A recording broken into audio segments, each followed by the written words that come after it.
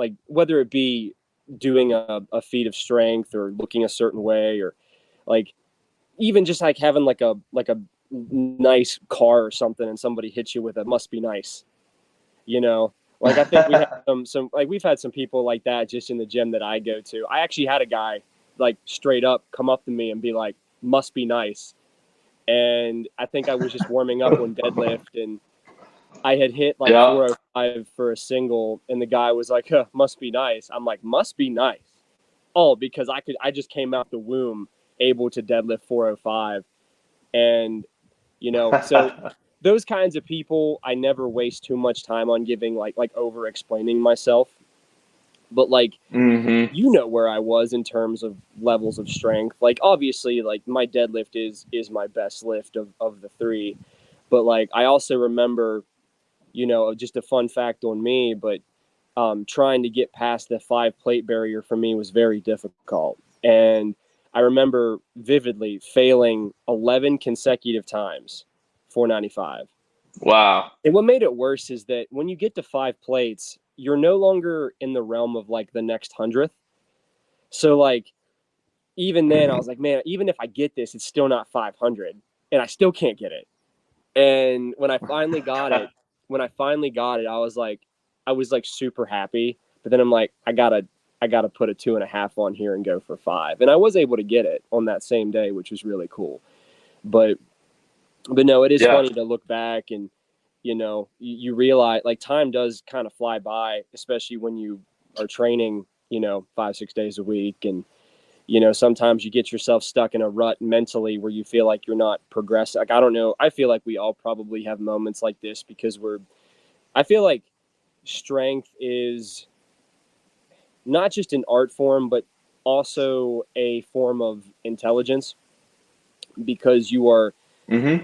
learning how to teach yourself how to call upon. Because as you know, like you could have all the muscle in the world and not be a super strong guy, you know. And even if you're strong enough to move a weight, like if you don't go up to it and like be in touch with yourself both mentally and physically, that weight might not go because up here wasn't synced with, you know, below the neck. And Yeah, it's a skill. mm-hmm. But no, like the amount of times that I've failed, you know, a 1 rep max attempt on all lifts, or just not, or just feeling like you're not progressing, or you know how strength is. Sometimes you have your ebbs and your flows where like this particular Yep. training block, everything seemed to go right for me. I mean, anytime you do any of these max effort sets, you know, I feel like there's always going to be something that you look like that you see in terms of like form breakdown or something that doesn't look, you know, the cleanest or the prettiest. But you know, being able to will yourself through some of these. I really like how, you know, my training program does it with like the rep PR attempts instead of putting so much emphasis on going for a 1 rep max, but just like, all right, we're going to see how many times, you know, shoot for an RPE 10 set of like 3 or 5 or 6, or, you know, the first couple of months into 2023, it was all like hypertrophy training. So I was doing these crazy volumes of workouts where I was doing like 10 sets of 8 on squat, and you know, and then like peaking off with like, okay, you're going to do a max effort set of 8, and then you're going to do 9 back downs of 8, and good luck. And then I get Yeah. to finally doing 5 reps or 4 reps, and it's like, oh man, now I feel great. And I feel like, Yeah. you know, you had a great saying when it comes to powerlifting. It's literally an eternal game of delayed gratification. And that's what I Right. tell Yeah. Yep. that's what it's what I tell a lot of people, like when it comes to training, like, yeah, you can shoot for those 1 rep maxes to like reaffirm your own beliefs and where your strength is. But, you know, every time you do that working rep, that working set of, you know, your 75 to whatever percentage, you know, even if it's below 75%, you know, just doing skill work, you are investing now to build things up for the back end. And, you know, practicing technique and all that gets you where you need to go. Yeah. And just to add on to that, I think strength sports and powerlifting is lumped in there. Um, it's like the perfect trap for um, people who aren't looking for delayed gratification, because the noob gains, so to speak, are so fast in the beginning, right? So you've got this like immediate shoot up where you're hitting PRs maybe every week, monthly, and it's so fun and exciting for Mhm. that first like few months. And then there's this tapering that happens, and um, I would call it like a logarithmic curve. So for the viewers, a logarithmic curve is like a exponential curve that looks like this, that's turned sideways. So it kind of starts up fast and then levels off. Um, and hopefully, if you train long enough, that leveling off like still goes up, but it doesn't compare to that beginning first shoot. And I think that's why we have so much drop off with young people. And like, I don't know what you've seen, and I'd be curious for you to share, but at least for me, I see a lot of people come in really enthusiastic about the gym and maybe powerlifting. Maybe they're thinking about wanting to try a meet, and their strength's just shooting up. And then they hit that curve after their beginner gains where it starts to level off. And that's where you really earn your stripes. And they're like, this isn't as fun as I thought, or this isn't what I thought it was. And that's where you start to lose people. What's your experience with that? So, I mean, I have I have firsthand experience with that because I'm sure you did as well, but like we were there. I mean, you've been doing Mm-hmm. this a longer time than I have. I was still like, very deep into my World of Warcraft and RuneScape days back when you were benching 315. You know what I mean?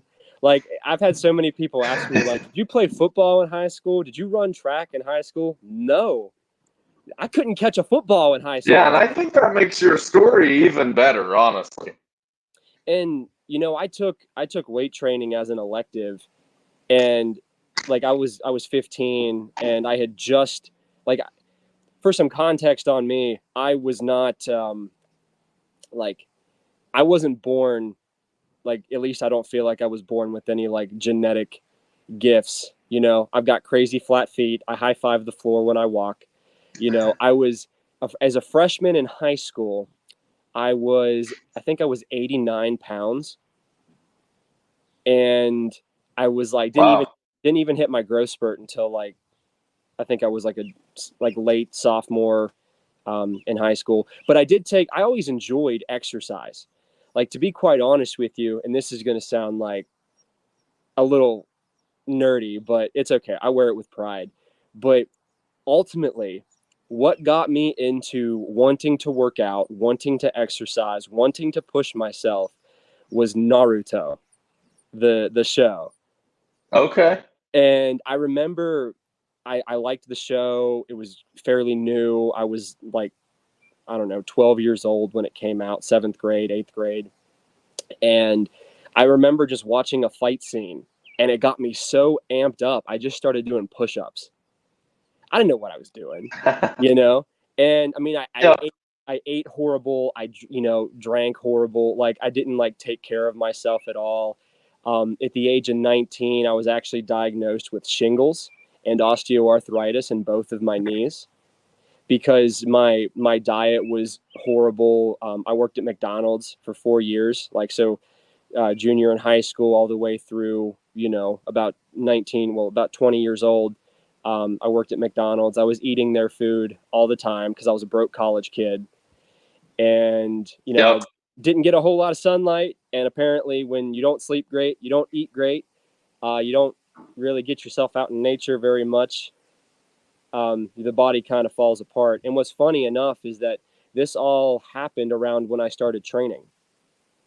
Like, to go back to my high school days, I took weight training as an elective. It was fun. I enjoyed doing it, but I didn't have the greatest experience simply because I was like by Mhm. far the weakest guy in the class. Like, I got outbenched by three girls by the end. Like, how you do like your 3 rep maxes at the end? Yeah. Yeah. And so, and like, back then, you know, there wasn't like a whole lot of like, I took a lot of shit for that. You know what I mean? Like just took it on the shins. Right. Yeah. And And I still see that a lot in high school as well. I find myself reprimanding students for like giving other students a hard time for what they're lifting currently or whatever, or what they lifted their first time in the gym. And I'm like, whoa, whoa, whoa, wait, like I couldn't bench 95 pounds, Mhm. you know, my first year in the gym, you Gosh, know, I'd love to so see you you can't reprimand. just. I would love to see you reprimand like some shithead kid. It's like, hey, see your 1 rep max. I can do that with double pneumonia and an amputated left arm. Like, let's cool it with. but but no. So finished weight training sophomore. I put on 20 pounds. So like during that, Mhm. like I must have did something. I mean, in terms of, I mean, I know probably puberty made a difference as well as like lifting weights for the first time in my life. And then I never went back to training weights until I had my moment. And my moment is I was 19 years old. That's kind of when things kind of shifted for me. Mhm. I was in a relationship with whom I thought was, you know, my like high school sweetheart, love of my life. You know how that kind of goes, you know. Yep. And you know, she didn't want to be with me anymore, and I just couldn't accept that. I didn't have the mental discipline or fortitude to just be able to take that. So instead of that, I just went internal and just kind of self imploded and decided to just say, screw everything. I'm just going to do whatever I want. You know, I stopped trying in college. I stopped, you know, caring about, you know, my own like health and Mm. wellness and started smoking cigarettes. I remember going into Sheetz to buy a pack of cigarettes, not even knowing what I was going to get. I just wanted cigarettes. So I walked up to the counter. Oh, I was yeah. like, I would like a pack of cigarettes, please. And she was like, what kind? And I look at the wall and there's like so many to pick from. I was like, the red one. So she gives me a pack of Marlboro Red. The red one. And I got halfway through that pack of cigarettes because like I felt cool. I'm not gonna lie, I felt super cool because like I could like take smoke breaks with my managers at work instead of just having to be True. inside while Yeah. everybody took smoke breaks. And my managers were all like looking at Uh-huh. me like, Cody, why are you doing this to yourself? And I'm like, you literally, I've worked here for 4 years and you've smoked every single day. Like, what do you mean? What am I doing to myself? And Yeah. my moment came shortly after that. And it was, again, I was halfway through this package of cigarettes and I, I went to Walmart one day. I don't remember why. I had nothing better to do. I'm just walking around the store and I just happened to find this tub of protein powder that was not where it was supposed to be. And it was like Body Mm. Fortress, disgusting, gross, Yeah. like whey protein. I can picture that exact tub of protein. The bright orange. Yeah. And Hmm. Yep. I just was looking at this container and I'm like looking at it. And of course, that back then, like they would throw like the weirdest science that they could on these things. And like Hmm. I had a dinky little weight bench set up at home that my mom had actually bought for me and my brother, but we just never used. And so I'm like, I'm looking at it. I'm like, you know what? Like I just had this gut feeling. I was like, just take it home. So I took it home. I worked out. I chugged down. I didn't even have like a shaker cup, so I had to stir it with a spoon. And like I didn't even know to use like Ooh. milk or Yum. anything, so I just used like water. It was horrible. But after that, man, like I was hooked. And that was again, that's I never did finish that pack of cigarettes, you know, and that's kind of where things started for me. And That's awesome. what was funny, and I am going to get to your question. I'm horrible at rambling, so you can reel me back Oh, in. no. No, that's what this is for. Mhm. Just letting the thoughts go where they may. And so I purchased my first supplement, and a friend of mine down the road, Ben Vanderbilt, if you're listening, this is about you, buddy. I'm gonna make him listen to this. So, uh, I Okay. I texted him and I was like, "Look what I got." I just sent him this tub of protein. Well, he like immediately walks down to my house, and when I mean my house, I mean my mom's house because I was just living at home at the time. And he was like, "All right, if you want to be serious about this, these are the things you need to get." And he makes me this list, and there was like, I don't know, 15 different supplements on there that came out to be like $700 a month. And Oh my Lord. I'm like, dude, I work at McDonald's. Like, and Meanwhile, I don't know if I can name 10 supplements, like just in general. yeah, dude, I can't. I don't even think I could tell you like what like the names of the supplements were, but um, I don't think I got any of them. But like I learned along the way like what I liked and what worked for me, and supplement. I guess you could say supplement science has come a long way over the last 10 years. And to where like a lot of the BS has kind of been filtered out, because I think back then you could just put anything on a label and people would buy it. Like, Yeah, and I know they're not regulated by the FDA to my knowledge, so it's like a little bit of the Wild West going on.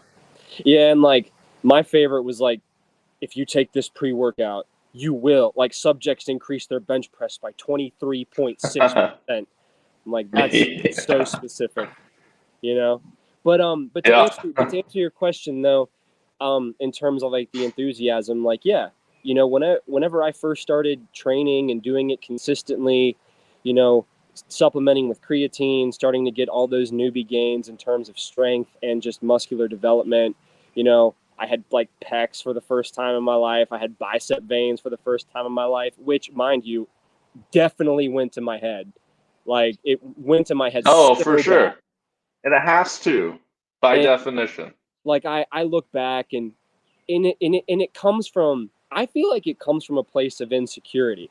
Like, because now, like, I could care less if I'm wearing something. Of course I say this and I'm wearing like a tank, but like I could care less if I'm out in public in like a shirt that doesn't make me look big, or like cargo shorts or something that make my legs look super small. Like, I don't care, because people who know me know what I do, and I feel like I don't have to prove myself. But dude, back then, like I just, like, had to so carefully pick out like what shirts and stuff I bought, because they had to make me look big. If they didn't make me look big, I wasn't wearing them. And if I really liked them, I would just cut the sleeves off of them.